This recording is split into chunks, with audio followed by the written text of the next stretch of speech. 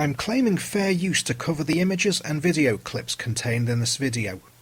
They're here to give background and illustrative information regarding the topic. I acknowledge that all material belongs to the copyright holders. As this video covers and discusses horror films, there may be some images shown which might distress more sensitive viewers. If this is you, and you decide to continue, don't come crying to me later. Right, now that that's out the way, let's begin. On Halloween of 1992, the BBC broadcast a terrifying 90-minute drama. It became so controversial that it was never repeated on UK television, and the BBC, for many years, buried it away in shame. It's impossible for people like me who watch this on broadcast not to get a slight shudder at the mention of pipes. So, join me as we travel back to 1992 and take a look at Ghostwatch.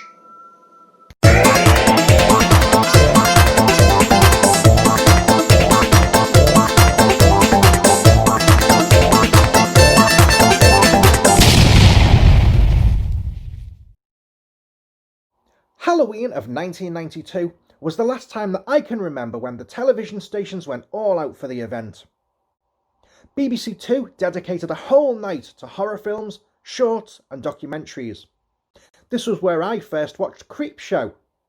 But it was BBC One that offered the most terrifying and controversial broadcast of the night, one that would lead to a massive complaints and a tragic death.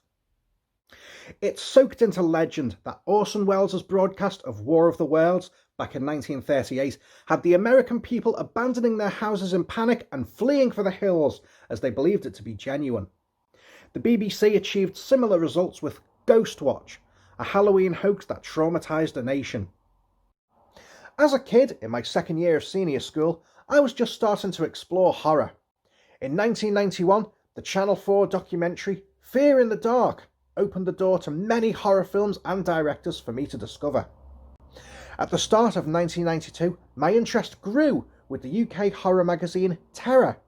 So, when Halloween offered a whole night of supernatural thrills, I was more than ready to indulge. As it was a Saturday night, I also planned on pulling an all-nighter. There was a feeling of excitement amongst my peers at the time too, particularly about the show that the BBC was going to broadcast. It was even featured on the front of the Radio Times, the BBC's premier television listings paper, so they were pushing it as a high-profile event. Ghostwatch featured highly recognisable television personalities at the time. Michael Parkinson was known as a no-nonsense interviewer, having met with such entertainment heavyweights as Muhammad Ali, John Lennon, Sean Connery, and Rod Hull and Emu. Sarah Green was best known to people of my age at the time as the host of Saturday Superstore, a Saturday morning children's magazine show. Her husband, Mike Smith, was a prominent Radio 1 DJ who also hosted popular music show Top of the Pops. And Craig Charles was famous for his role as Dave Lister, a Scouse bum stranded in deep space in the sci-fi comedy Red Dwarf. I've discovered that Ghostwatch is known and has been viewed over in the US, so it's important to state that these people were culturally recognised and trusted on British television. They were also playing themselves in Ghostwatch, so despite the fact that it was revealed to be a drama, disbelief was suspended very quickly, and it certainly blurred the line between truth and fiction. So, what's it about? Ghostwatch begins in a well-lit BBC studio. Our convivial host, Michael Parkinson, explains that they're setting out tonight, Halloween, to try and prove once and for all whether ghosts truly exist. We're introduced to the Early family, Pamela, Suzanne and Kim, who reputedly live in the most haunted house in Britain. Presenter Sarah Green is staying with them to get their story and hopefully capture evidence of the spirit. It turns out that the entity, known as Pipes, has been terrorising the family through moving and destroying household objects, assaulting the children, and manifesting in the storage cupboard underneath the stairs. As the show goes on, The studio crew treat the evidence with skepticism, forcing one of the children to fake an incident. An anonymous caller phones into the studio to give a history of the house. He goes through the various horrific incidents that occurred on the site of which the Earlys' house now stands, culminating in the fact that a dangerous and disturbed man called Raymond Tunstall had committed suicide in the storage cupboard under the stairs. He hung himself and wasn't discovered for 9 days, by which time the cats who had been trapped with him had begun to eat him. From this point on, the entity begins to trigger genuine incidents, including manifesting in the girl's bedroom. Pamela and Kim escape from the house, but Suzanne disappears. Sarah and her cameraman go back into the house to rescue her, but Sarah is trapped in the storage cupboard under the stairs, the rising sound of cats screaming and wailing signalling her fate. The broadcast culminates in the BBC studio descending into chaos, lights exploding and a gush of wind blowing through it, causing everyone but Michael Parkinson to flee. Alone in the studio, Parkinson begins to read the words "round and round the garden, like a teddy bear," a nursery rhyme used by the ghost, whereupon it takes him over, ending the broadcast with Parkinson possessed. Throughout the programme, there was a number on screen for viewers to call. I believe that this was the standard BBC number for Saturday Superstore and other call-in shows. If you got through, it informed you that the programme was fictional, but invited you to leave your real-life ghost story. The producers had people manning the phone lines, some from the Psychical Research Society, but sorely underestimated the reaction from the public.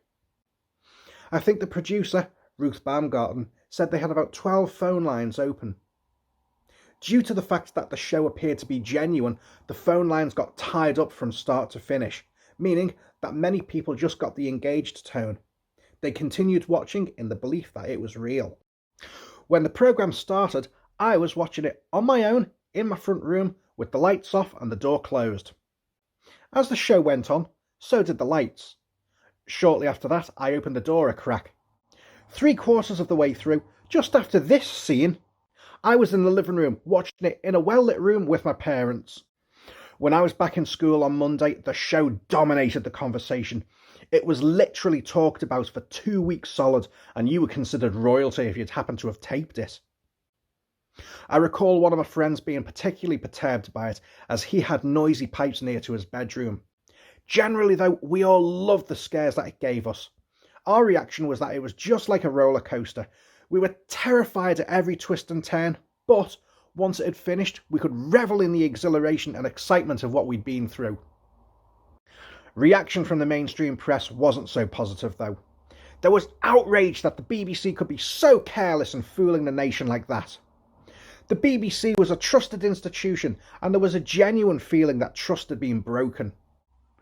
This wasn't just the television equivalent of wearing a mask and shouting boo. It wasn't Parkinson wandering around an old castle set while a man dressed as Dracula crept behind him, glancing past the fourth wall and winking at the audience.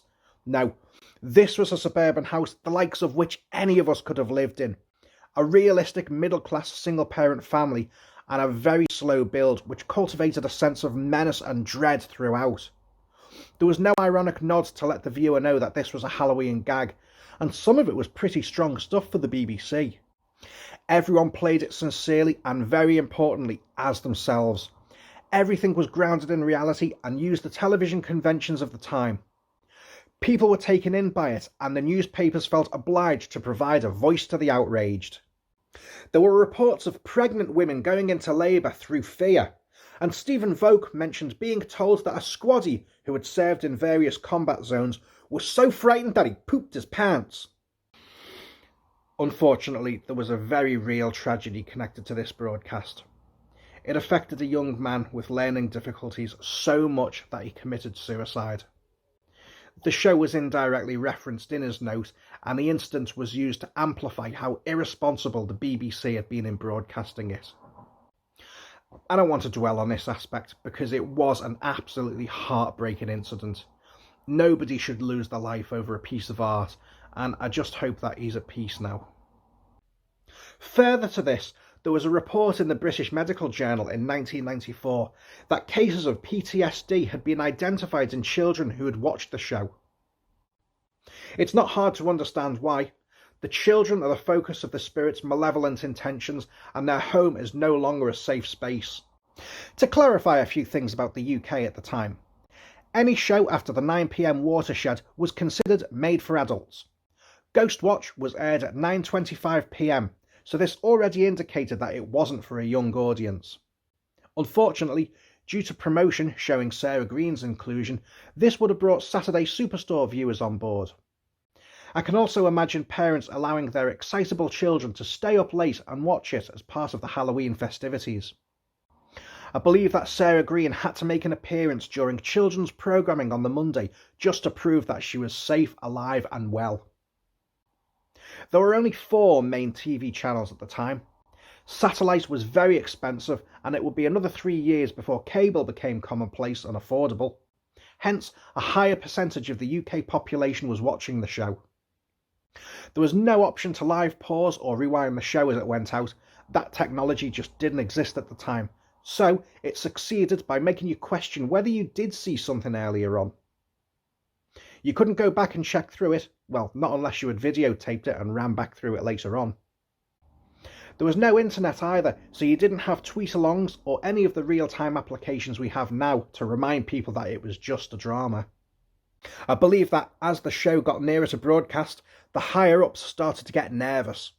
Jonathan Powell insisted that the show begin with the Screen 1 drama ident and finish with credits, a request which infuriated the director. These were all there to signpost the viewer that this was a complete work of fiction. As a kid, I didn't know what Screen 1 was though, so that meant nothing to me. The show was too realistic for its own good, and with the cast being personalities playing themselves, people would have been reeling at the ending to pay too much attention to the credits. So, after all that, the BBC buried it away in shame. To this day, and to my knowledge, it's not had a UK television repeat. I believe it is available to watch on the streaming service Shudder, but it will be 10 years later before it received an official DVD release, and this was through the BFI rather than the BBC. By disassociating themselves with it and effectively banning it, the show's reputation grew and it faded into legend. VHS copies of it could be bought on the black market along with A Clockwork Orange, The Exorcist, and The Texas Chainsaw Massacre. In the following years, it would become a conversation icebreaker. Hey, do you remember that ghost program that the BBC made? Oh yeah, terrified me that did. I'd love to watch it again. The fact that it took 10 years to get an official DVD release allowed the memories and the show's reputation to grow.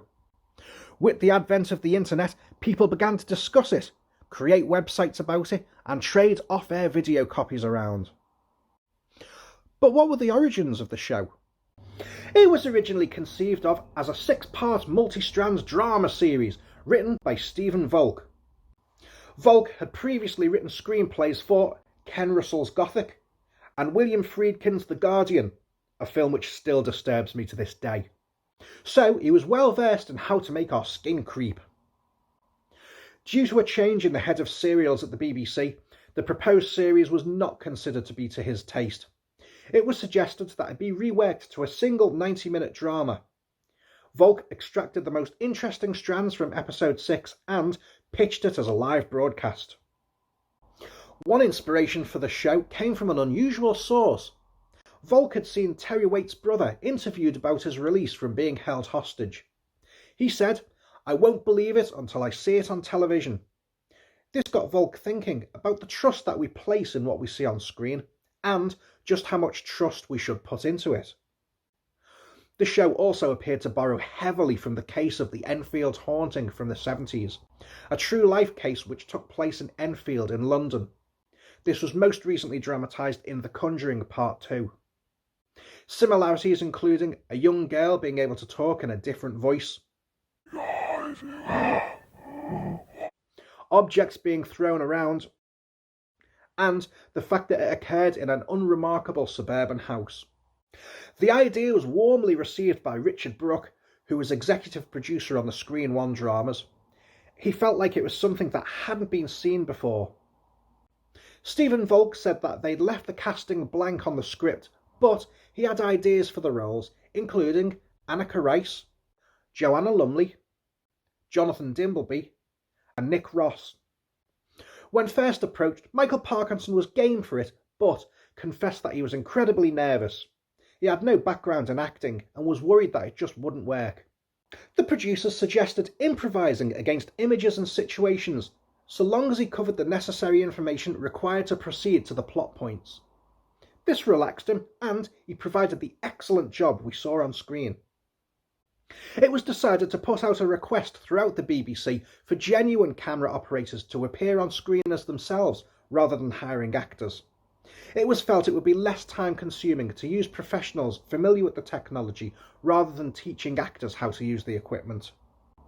According to one interview, the documentary department were angry after watching it, as the director deliberately filmed some scenes amateurishly and with mistakes to give it a genuine live feel. Documentary felt that they'd never do that and that it was an insult to them. The potential wasn't really grasped by the executives at the BBC either. Their instincts were telling them to add music and make it more obviously dramatic. These changes would have jarred with the realism displayed, and it was fought against. After watching it for the first time, the head of serials liked it, but thought it wasn't particularly scary. Unfortunately, they sorely underestimated the power of the piece, and the show received thousands of complaints. Michael Parkinson claimed that his mother thought it was real, and it really scared her. Stephen Volk mentioned to a friend the week before that a show he had written was being shown on Halloween. Afterwards, they asked what happened to it, as they believed that Ghostwatch was real and that Volk's show had been rescheduled to a later date to allow Ghostwatch to continue. The legacy of Ghostwatch has been long-lasting. Illusionist Derren Brown claimed it was a partial inspiration for his TV show Seance. It was used in the 2006 Doctor Who story Army of Ghosts, in which a show of the same name covered the supernatural phenomena. Speaking of Doctor Who, 2 of the cast members of Ghostwatch appeared in the classic and the new series. Derek Smee, who appeared here as a chap called Arthur Lacey, appeared in Jon Pertwee's debut story Spearhead from Space back in 1970. Here he is being shot by an auton.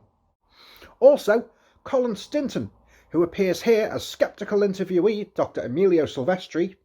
He played the American president who got shot to pieces by the Toclafane in David Tennant's Series 3 finale, The Sound of Drums. The show, Inside Number 9, created its own Halloween special in 2018 called Deadline. This utilised a lot of the same tricks as Ghostwatch and was billed as a live episode, but things began going wrong with the broadcast. Unfortunately, I know several people who tuned out when the sound cuts out, and the continuity advisor apologises for the disruption. It's a fantastic episode and is included on the Series 5 DVD set. I recommend you watch that if you enjoyed Ghostwatch. Earlier this year, there was an excellent horror film uploaded to YouTube called We Are the Missing.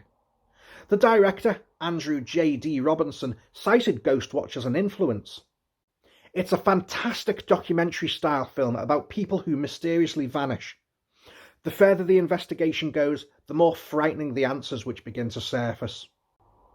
The film is told through people's personal experiences, and there's a feeling of realism to it. Ghostwatch built a history of the house into its story. Similarly, Andrew has created an urban legend within his tale, which gives the whole thing a really grounded feel. Like Ghostwatch, I was watching it late night, on my own, with the lights out.